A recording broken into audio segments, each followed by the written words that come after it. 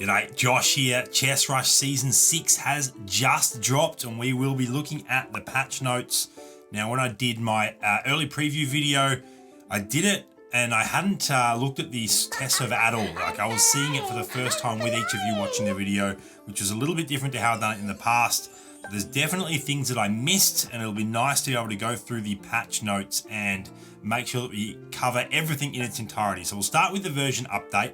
This outlines exactly what has changed this season. So we have new heroes, Mikaela and Uriela, as I touched on in the early preview video. Then there's some treasure arena equipment balance updates, and that'll be broken down in more detail in a second. We also have an adjusted feature in duo mode. So now if one teammate's HP is 10 HP or less than the other teammates, that will trigger a United We Stand, which is basically a free shot refresh. And then balance adjustments, which we'll get to shortly, and other optimizations such as adjusted equipment drops in round 1 and round 7 in Treasure Arena, and added achievements for duo mode. It's also worth noting that the Chess Rush UI has also been slightly updated in that some of the buttons and things are a little bit more polished, and some of the audio, some of the sounds have actually changed as well, but I like the changes. All right, let's get into the meat of what this video is all about. The overview, the comprehensive patch notes for this update. So, starting off with new heroes, we have Mikaela, a 2-cost Angel Warlock, and her ability grants a shield to the ally who's dealt the most damage in the current battle. The shield blocks incoming damage 2, 3, or 4 times, but there is no mana gain from getting hit when the shield is active, and it also stuns attackers for 1 second when the shield is broken. And then Uriela, a 1-cost Angel Punisher, and she has a passive ability, gains 1 seal from each normal attack, activates Fireblade when there are 4 seals, allowing the subsequent normal attack to deal true damage equal to 8, 10, or 12% of the target's max HP and stun the target for 1 second. So both of them do have a stun involved, which is nice. Then we get to adjusted heroes. So this was one that I'd noted on in my last video. Cerberus has gone from a 2 to a 4 cost. Her HP, armor, min, and max attack damage has all increased as well. And her mana requirement has actually decreased from 60 to 50. And her ability now, instead of dealing 40 physical damage, it deals 100, 125, or 150 depending on her star rating.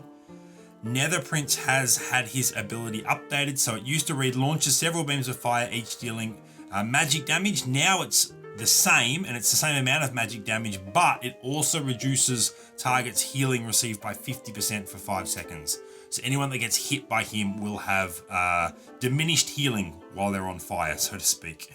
Then Lilith, her old ability was tosses a large amount of magic blades at enemies within 3 squares, dealing magic damage. The new ability once again does the same thing, but also blinds targets. So those that have been hit by that now also for the next 3 seconds have a 35% chance to miss their attacks, which is obviously a buff. So both Lilith and Nether Prince have had their abilities get slightly better.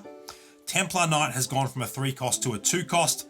Armor has decreased, as well as ability damage and the healing of his ability. So not a big change, just a slight cost and balance adjustment accordingly. Then Wukong has had his magic for his ability, the magic damage that his ability fires off, increase. The time is still 5 seconds, but it's gone from 2, 350, or 480 magic damage up to 300, 450, and 600. So obviously a buff for Wukong. Kraken was probably the biggest change that we saw in my last video. Gone from a 4 to a 3 cost, obviously decreased HP, armor, and attack damage, and had a complete ability redesign. It now attacks the closest 2, 3, or 4 enemies, depending on her star rating, and after 2 seconds... Actually, the wording on that's a little bit weird. Attacks close enemies after 2 seconds, dealing 4, 5, or 600 magic damage and leashing them for 2 seconds. So my interpretation is that she attacks them for 2 seconds, and then after that time has passed, they get stunned for 2 seconds.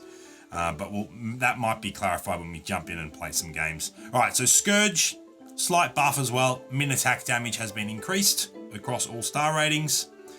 Diablo, or the Executioner, also has increased min and max attack damage, which is nice given that he's a legendary. Joan of Arc has been hard nerfed. Okay, her HP has gone down at all-star ratings. The mana requirement has gone up. The initial mana is still the same, but every subsequent trigger of her ability will require 25 more mana. And then her summons, the soldiers she summoned, they've also had their HP reduced at 2 and 3 star, their armor reduced, and the mana requirement of their charge ability increased. So definitely a nerf to both Joan of Arc herself and the soldiers that she summons. Hopefully that makes her a bit more balanced at a 1 cost. Marshlord has also had his young frog summons. Their health has also been reduced at 2 and 3 stars as well. Then Wolf Cavalier, her bounce damage has been increased. It used to be 30, 60 and 90%, and now it will be 50, 70 and 90%, and the first target will guaranteed deal 100% damage. Nightingale has had a complete revamp of her ability. So number one, her ability no longer provides bonus magic resist. Now this is a little bit weird because it says it's changed from dealing magic damage to dealing this amount of magic damage, but she never actually dealt magic damage. She dealt true damage and sapped opponents' mana, so that's a little bit weird. But anyway, so what her new ability does is deals 4, 6 or 800 magic damage to surrounding enemies within 1 square, so it's a bit more of an area of effect now, and triggers a passive effect. I don't know what that passive effect is actually. Let's see if we can jump in and have a quick look. Do we get more information here? I smell so each normal attack inflicts 33, 66 or 100 true damage and reduces target's mana by the same amount. Okay, so it still does the same thing. And that's a passive effect, which means every auto attack. But casting this ability deals magic damage to surrounding enemies and triggers this passive effect. Casting what ability? Does she now have mana? She never used to have mana. This is a little bit strange. I'm a little bit unsure on this one. This is which? No, that's where we want to be. Doesn't really say whether she had mana added, I don't think. Yeah, I still don't know whether she uses mana. That's a little bit unsure, but essentially it looks like she now does an AoE, some additional AoE damage as well, perhaps. Anyway, moving on. Berserker has had his ability redesigned. Instantly launches another normal attack, dealing 150 physical damage to the current target and increases attack speed depending on his star rating. Dr. Molly has had quite a nice buff as well, actually. So her ability has been adjusted. Every 3rd capsule has become every 2nd capsule. So that's you're going to get way more big robots. The ability animation has been sped up, and now it actually has a bit more smart targeting. It will automatically target the enemy with the lowest HP, which means that you're going to get even more benefit out of that as well. You'll more quickly kill that hero. Mikaela, this is a really nice, I like the change here. So her mana requirement, her initial mana has gone up. So you actually get her first cast off much more quickly. And now her ability targets the ally hero with the highest equipment level first, and it recognizes if they've already been blessed by her ability, then it will target the next highest equipment level. So you can actually choose by placing equipment on heroes exactly what hero Mikaela will target. So that is really, really nice that you can control that, and that it's now smart enough to recognize, hey, let's not give this same hero the blessing. It's already got the blessing, let's choose another hero. Everbloom's ability has been adjusted so that when a pet dies, heals the ally with the lowest HP by 20% of their max HP. General Puff has had a completely redesigned ability as well.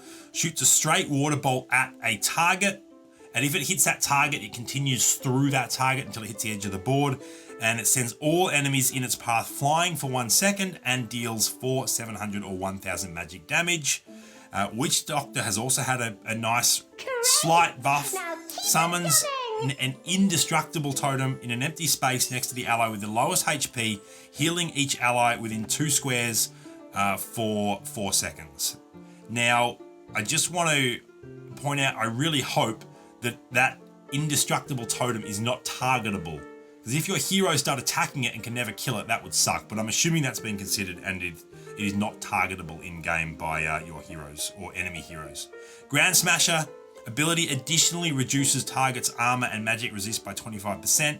You'll notice that most of these are buffs, by the way, apart from like the key heroes like Joan of Arc, Marsh Lord, and some of the goblins. And you'll see that here again with Head Reaper. So the critical strike chance has decreased slightly at each star rating, and the mana return has also decreased. So he's slightly less efficient when he gets his ability off. Glutton has his initial mana set to 100. So obviously you get that first cast off straight away. But other than that, not too much has changed, but that is still definitely a buff. All right, then we have the adjusted combos. Beasts, for every one pet summoned, this is what it used to be, additionally increases all allies attack damage by 8%, although that was actually 10%. Now it's additionally increases all attack damage by 8% every time an ally beast casts an ability. So definitely change there. It will only fire once if Marsh Lord's a 3-star and summons 3 pets, for instance. Demon, 1 demon's been removed. 2 demons, normal attacks additionally deal 45% physical damage and 45% splash damage within 1 square. 4 demons is 60% splash damage, and 6 demons is 75% splash damage. 6 cyborgs now gives the cyborg buff to all of your allies, your entire team, 75 armor and HP regen of 160 to every single hero on your side of the board, cyborgs or not. Then elves have also gone back to dodges, which is what they used to be. So elves, 2 have a 15% chance to dodge, 4 have a 25% chance, and 6 elves give a 35% chance to your entire team, kind of like what cyborgs are doing as well. Now, punishers have been tweaked. The punishers combo strikes will no longer be triggered consecutively. So it means that when they have a percentage chance to strike 3 times, that can't happen. They can't do the additional 3 strikes and then straight away do another additional 3 strikes. There will have to be a normal attack in between. So that is definitely a buff. Sorry, that is definitely a nerf to the attack damage coming out of punishers, and also the percentages have been adjusted as well. So it's gone from 45% chance and dealing 60% damage to a 35% chance and 50% damage at 2 punishers. And now it's a 65% chance at 4 punishers and an 85% chance at 6 punishers, all of them dealing 50% damage. Now, the Eastern combos have been slightly tweaked again. These seem to be tweaked fairly regularly, so it's now based on, it used to be when their HP dropped below 50%, it's now gone back to 40% for 2 Easterns, 55% for 4 Easterns, and hang on, am I getting that correct? Sorry, 2 Easterns, it's drops below 40%, 4 Easterns, it's dropped below 40% as well, and 6 Easterns, and also it's just across the board drops below 40%. It's 80% decrease of damage for 2 Easterns. It's a 90% decrease of damage for 4 Easterns, and then a 90% decrease of damage for all your allies when you have 6 Easterns. But once again, Easterns are really hard to run at the moment because so many of them are featured, so I really hope that does change. Anyway, Undead definitely been nerfed. 2 Undead has gone to 35% armor reduction from 50, and 4 Undead has gone to 70% from 90. 4 Goblins have also been nerfed. The attack speed has gone from 50 for all allies with an additional 50 for Goblins, down to 35 for allies with an additional 35 for all Goblins. Dragons, 2 dragons have been buffed. It used to be restores 30 mana instantly at the start of a battle for all allied dragons. Now it's 50. So that is a nice tweak to having 2 dragons on the board. 3.10, not that I've been reading those out. Summoners can now additionally extend the duration of their pets by 10, 15, or 25%. I'm assuming that's just increasing their HP. Because pets don't have a duration, they just have a health that they come in with. The warrior armor buff is pretty significant here. 3 warriors has gone up to 250%. 6 warriors has gone up to 500% and 750% for 9 warriors. And then we've also got an adjustment to the bears at round 2. The big bear has had a slight attack damage increase.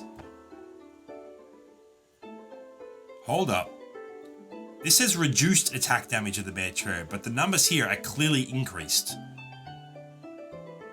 So that's also a little bit interesting. We'll have to wait and see exactly whether that has been a buff or a nerf, but a slight change to one of the creep rounds anyway. Now, Treasure Arena equipment adjustment. So Phantom Cloak no longer summons clones of Night Owl's pets. Sage Stone, after casting an ability, the subsequent normal attack restores 20 mana, has gone to, after casting an ability for the first time, restores 2000 HP and 30 mana for all allies within 2 squares. Don't worry. Bishop's Mitre now changes class to Punisher. Magician's Cape now provides plus 40 magic resist. Hang on, let me read through this again. So Magician's Cape, it used to just provide magic resist plus 80. Now it's magic resist plus 40 and also the following ability. Immunizes against control effects within 12 seconds after battle begins. So essentially it can't be stunned or anything like that. Bloodthirsty Knife, Lifesteal plus 40 has gone to converts 40% of physical damage done into HP.